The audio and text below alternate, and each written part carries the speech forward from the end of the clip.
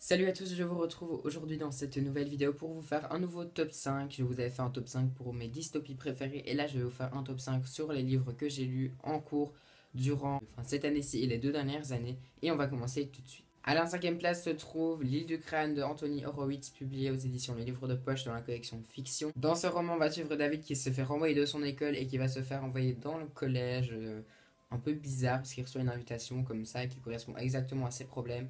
Et donc ses parents vont le forcer à aller dans un collège perdu sur l'île du crâne et il va se placer pas mal de choses. J'ai dû lire ce roman il y a 2 ans et j'avais beaucoup aimé. J'ai lu le tome 2 par après que j'avais lui aussi également adoré.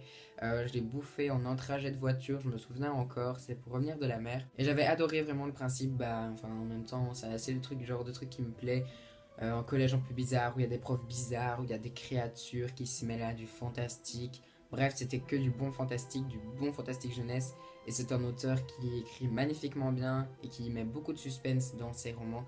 Et donc je vous conseille vraiment cette duologie, L'île du crâne et Maudit Graal qui suit, qui est vraiment géniale.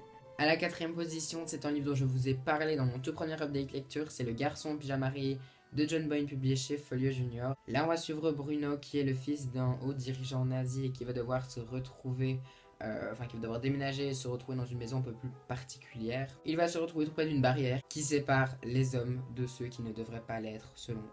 Je vous mets le BD de lecture, j'en parle en barre d'infos, mais j'avais adoré ce roman-ci qui avait frôlé le coup de cœur puisque sans le personnage de Bruno, il n'avait pas été aussi arrogant et qu'il n'avait pas fait des choix dont je l'aurais frappé volontiers, ça aurait été un coup de cœur puisque j'ai adoré cette histoire qui parle de la Seconde Guerre mondiale. À la troisième marche du podium, on retrouve aussi un livre que j'ai lu l'année passée et dont je vous mets la chronique en barre d'infos, c'est Frères de sang de Michael Oliver, publié chez Thierry Magnier. Alors là, c'est un roman, on va suivre Martin le meunier qui dîne avec toute sa famille quand la police débarque chez eux et arrête leur frère Brice qui est soupçonné de meurtre de plusieurs personnes.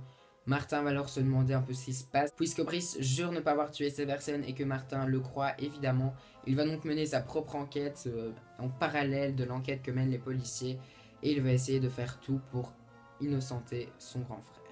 C'est un livre tout court que j'avais beaucoup aimé, que j'avais là aussi lu très rapidement, et que j'avais comparé à un épisode d'une série policière car c'est très typé épisode de série, en tout cas j'avais trouvé que c'était assez le même genre qu'on avait pu voir pas mal à la télé et j'avais pour autant beaucoup aimé parce que j'avais un coup de cœur pour ce roman-ci qui s'est classé dans mes 10 meilleurs romans de 2015.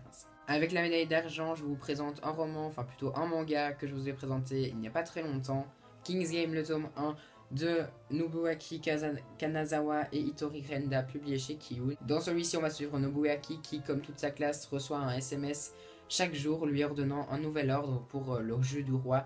Et donc le roi désigne 2 élèves de la classe pour accomplir une tâche.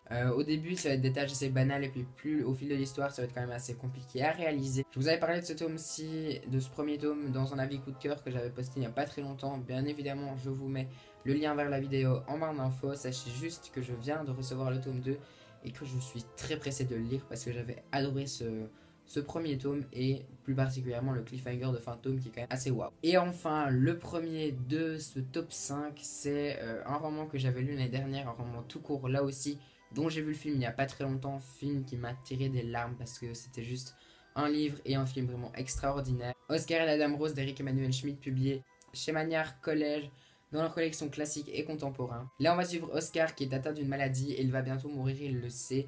Et il va alors rencontrer la Dame Rose qui va lui faire jouer à un jeu et il va se mettre à écrire à Dieu. C'est un roman qui est très beau, un roman qui est très poétique, un roman qui, qui nous fait voir la vie sous un angle plus positif parce qu'on voit bien qu'elle peut s'arrêter à tout moment. Et c'est un roman qui fait réfléchir, qui est juste beau et chargé d'émotions. On a envie de rire, de pleurer avec Oscar et c'est ce qui en fait sa force. C'est donc celui-là qui est mon petit chouchou de tous les livres que j'ai lus jusqu'à maintenant pour l'école. Mais je ne dis encore rien parce que il est vrai que je lirai Aristote Dante pour le mois prochain et vu que c'est un coup de cœur pour pas mal de personnes, ça m'étonnerait pas qu'ils viennent s'immiscer dans ce top 5 très bientôt. Voilà, c'était mon top 5 des livres que j'ai découverts en cours. Bien sûr, il y en a plein d'autres que j'ai moyennement aimé, voire pas du tout aimé, mais bon, ça je vous les présente pas dans cette vidéo aussi. N'hésitez pas à me dire en commentaire si vous aussi vous avez eu de belles découvertes et des coups de cœur à l'école, puisque moi vous voyez que j'ai quand même eu 3 coups de cœur avec des lectures de cours, donc l'air de rien, c'est quand même pas mal. N'hésitez pas à me dire non plus ce que vous lisez en ce moment, n'hésitez pas à me dire si vous avez lu un de ces romans et qu'est-ce que vous en avez pensé. N'hésitez pas non plus à me dire si vous voulez une discussion sur le sujet de la lecture à l'école, c'est une discussion qui me tient beaucoup à cœur et que j'ai vraiment envie de faire.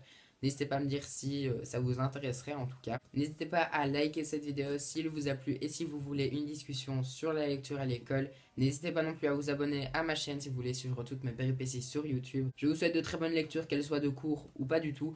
Et je vous dis à très très bientôt.